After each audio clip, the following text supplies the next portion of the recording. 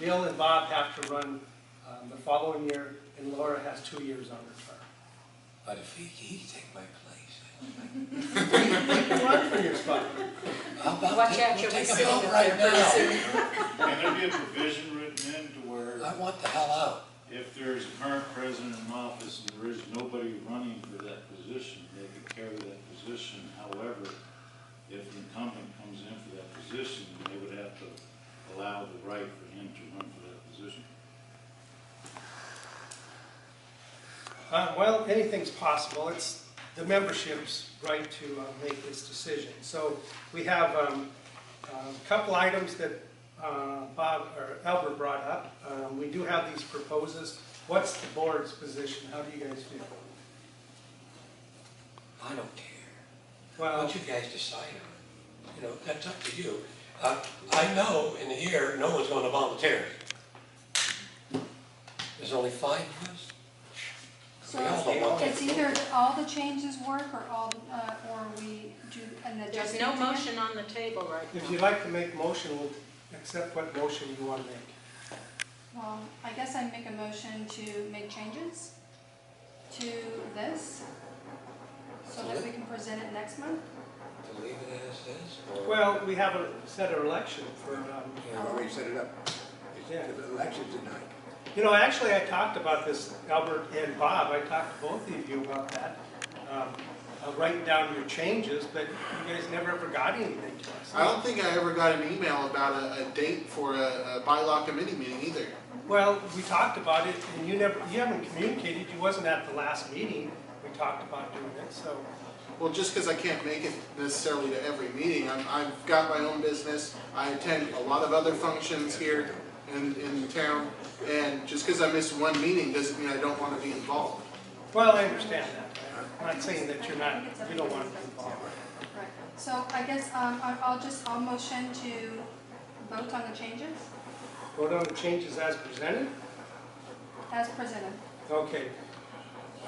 Laura moves that we vote on the bylaws as they presented, Is it going to be as a slate or as individual? as presented, yes, the The slate. whole slate. And I guess if they get voted down, we can go back and work on it again. I mean, that's totally up to the group, if that's what you want to do. Bob felt that we didn't really need to make any changes. I That, still, no. I understand that, but, you know, with the wrong dates in there, they should be really correct. But the original chamber was, anyway, I'm fine with it. Okay, so we got a motion to accept the bylaws as presented, the changes to the bylaws as presented. Laura made the motion, Bill made the second. We'll have to have a vote from the members that are present. How many paying members do we have here? 4. We have to have more than 4. Not counting you guys. Oh, okay, 4 and Yeah, I mean, that'd be 8. yeah. 8 total members, huh? Are you a member? I'm not voting. Oh, Okay, so all those in favor of making the changes, raise your hand. 2 or 5. All those opposed? 5 to 3, so it didn't pass. He switched from. And most government, I've said this for years, most government, you have somebody come across the counter, or you have an idea, it might be a developer, it might be a business, whatever, and they say they want to do something. And government's first reaction is no. And then they go in the back room and they look in the manuals and they try to figure out why they can say no, right? And I always thought government should say yes, and then go in the back room and say, how the hell are we going to do this? You know, let's figure it out. How are we going to make it happen? And when I was on the planning commission, that was the mentality. Whether it's developers or anything, it's like, no, we can't do that. And I'd say, why? Why can't we do it? Well, you know, sometimes they don't have any ideas. So this is Deputy City Manager Jason Cottle, good friend of mine too, and I get to work with him, and it's great. But he was telling me a story. We were meeting before this and having a bite to eat. And it's a perfect example. He used to be the city manager of Tehachapi, Kern County. And there was this dilapidated, beat-up, trashy corner gas station, right? That was on the corner, right? And back when we had redevelopment before Jerry Brown took it all away, he said, I'm gonna buy that gas station and we're gonna sell gas. And the city attorney said, well, you can't do that. He goes, well, why?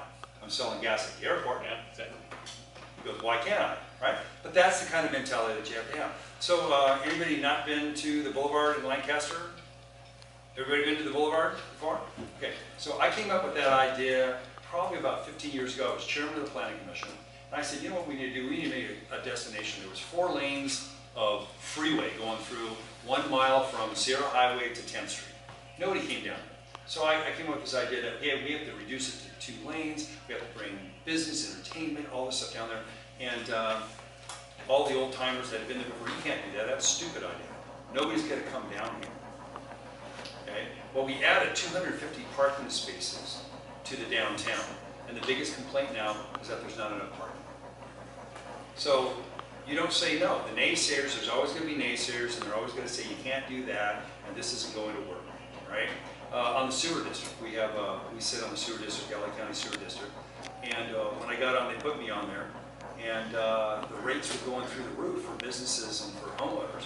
I said, why?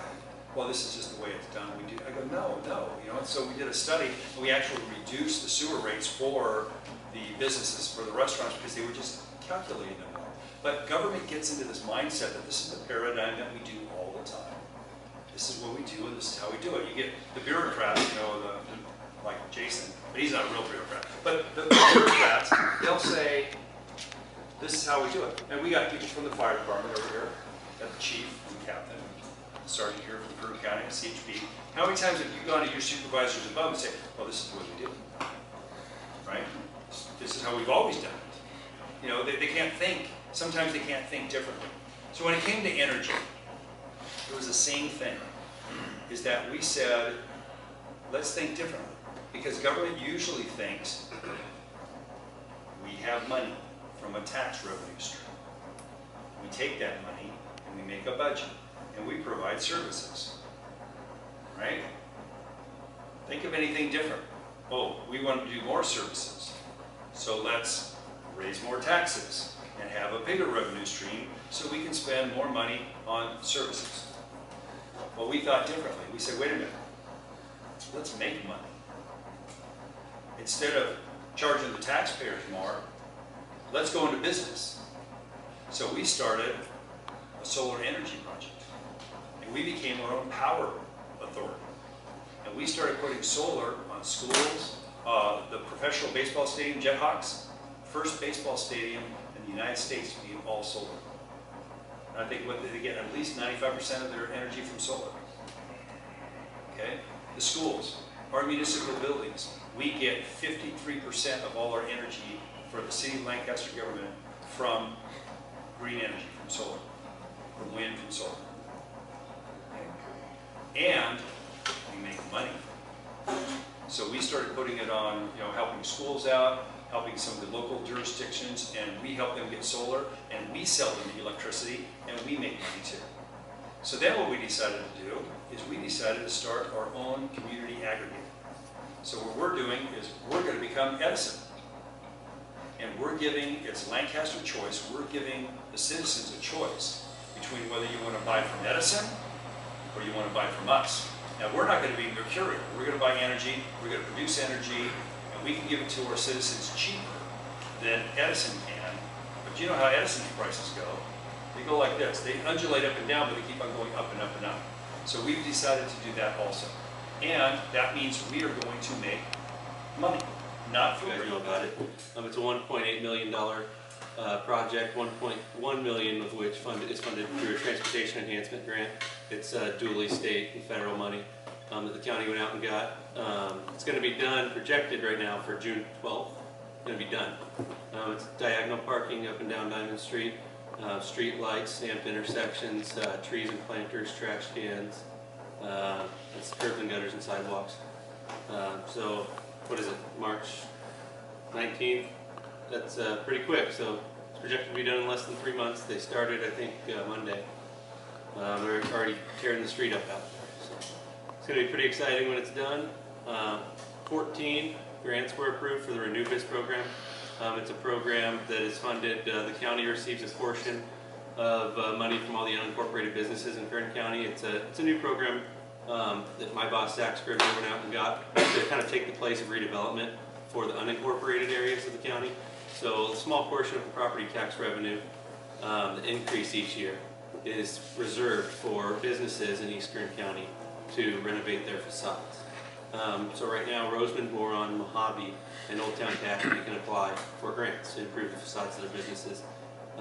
This year, 46 grants for $306,000 were approved for those businesses. 14 in Roseman for, I believe, $78,000. Is that right, John? Mm-hmm. Sent you the numbers. So most of those are on Diamond Street, and that's just going to couple as the years go on. That's going to couple very greatly with the Diamond Street project to renovate the downtown area.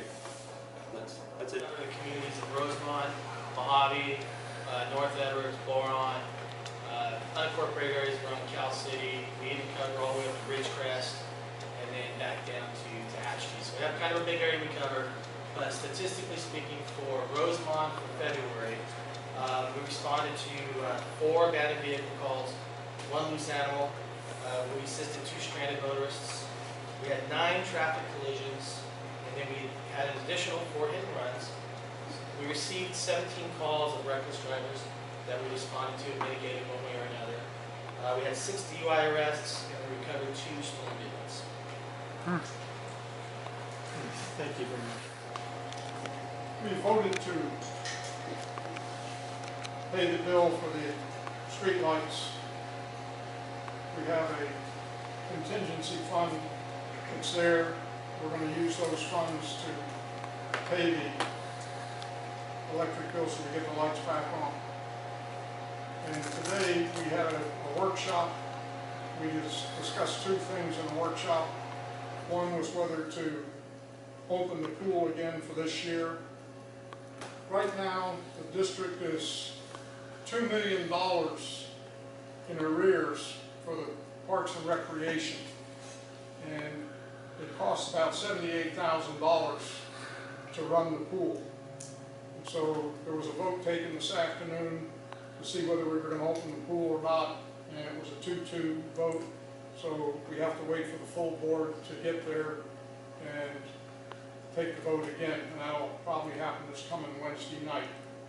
The second thing that we talked about was returning West Park back to the county so that we could, stop the bleeding. It costs us about $273,000 according to our accountant to run the parks, and so To run each West year- Park, yeah. Pardon me? To run West Park, right. Yes, to run that park, so for the year. And so one of the things that's happened, we've asked the people years ago, do you want us to have Parks and Recs Authority, and you said yes. The second part of the ballot, because you can only put one thing on a ballot, was will you fund the parks? And the people said no.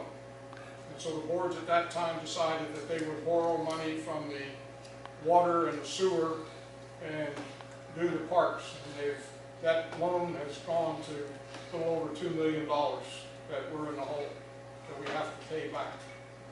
And so we were talking today about asking the county to take back their park and do the funding for it. And also one of the things that we were talking to the superintendent of schools who was at our meeting and finding out if, they could take it from us. Because one of the things that we give them is we have tennis courts out there at West Park. We also have a swimming pool. They have a tennis team, but they don't have a swimming team. But if they had the swimming pool, they could have a swimming team. So we don't know where it's going to go. Again, it'll be on the ballot this coming Wednesday night to see what we're going to do with it.